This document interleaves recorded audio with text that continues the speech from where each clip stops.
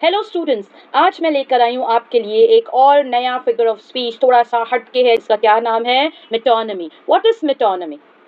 Another important figure of speech for both students, ठीक है, जो कि अक्सर एक मार्क्स के लिए क्वेश्चन आता है। बहुत सारी जो पोएम्स है इंग्लिश में, उसके अंदर मेटोनमी यूज किया है बच्चों, ठीक है। सो आज हम सीखेंगे बहुत ही आसान तरीके से कि ये फिगर ऑफ स्पीच एग्जैक्टली होता क्या है, ठीक है। वेरी सिंपल टू से is when something is referred by another with which it is related or associated। मतलब अगर एक वर्ड को दूसरे वर्ड से हम रिप्लेस करते हैं जो कि आपस में कहीं ना कहीं लेना देना है, कनेक्टेड है, जुड़ा है एक दूसरे से, उनके बीच में एक संबंध है, रिलेशन है, ऐसे वर्ड्स को अगर हम आपस में एक्सचेंज करते हैं, मतलब एक वर्ड की जगह दूसरा वर्ड जो उससे रिलेटेड है वो यूज होता है इन अ सेंटेंस, तो उसको कहते हैं मेटोनमी। क्या कहते हैं उसको? Metonymy. Okay, let's begin with the examples to clear the concept more.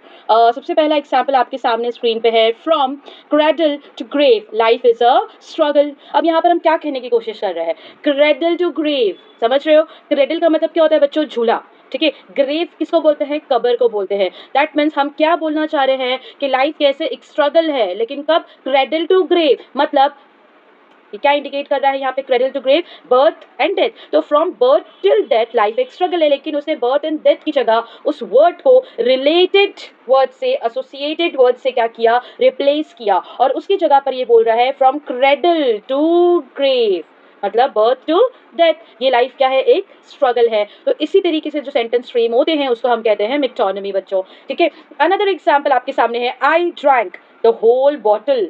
The whole bottle मतलब क्या? मे बी यहाँ पर मैं एग्जांपल लेती हूँ वाटर, ऑफ कोर्स, ठीक है। तो हमने पानी की जो पूरी भरी हुई बॉटल थी वो हम पी गए, इतनी प्यास लगी थी हमें, लेकिन instead of using the water हमने उसको रिप्लेस किया है कि पानी भाई किस में होता है? तो बॉटल में होता है। तो मैंने यहाँ पे बोली I drank the whole bottle. The whole bottle ने रिप्लेस किया है एक रिलेटेड वर्ड को, उसकी जगह एक्चुअली होना चाहिए था वाटर, ठीक है। The next example is the entire world knows him.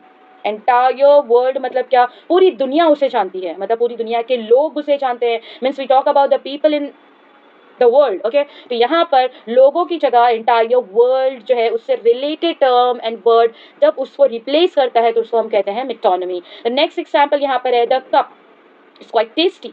अब वो कप में क्या होगा?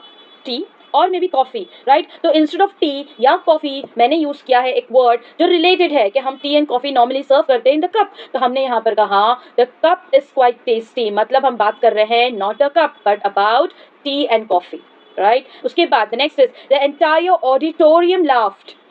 एंटायर ऑडिटोरियम का मतलब ये नहीं होता कि ऑडिटोरियम हंस पड़ा। क्यों? बिकॉज वहां पे जो लोग बैठे थे वो हंस पड़े। दैट मीन्स ऑडियंस की बात हो रही है, लेकिन वो ऑडियंस कहाँ प्रेजेंट है? उस ऑडिटोरियम में। Instead of the word audience हमने उसको रिप्लेस किया है अनदर रिलेटेड टर्म से, वर्ड से, and that is auditorium. Understood? Next is grey hairs should be respected. Now we talk about the gray hairs. Gray hairs basically term associated या relate करता है किसको? old age people को, right? तो grey hairs should be respected मतलब we talk about जो aged है, जो थोड़े elderly people की क्या करनी चाहिए? respect करनी चाहिए। होप आपको ये वीडियो समझ में आया होगा, तो प्लीज़ इसको लाइक करो, इस पर कॉमेंट करो, एंड प्लीज़ इसको अपने फ्रेंड्स के साथ शेयर करो।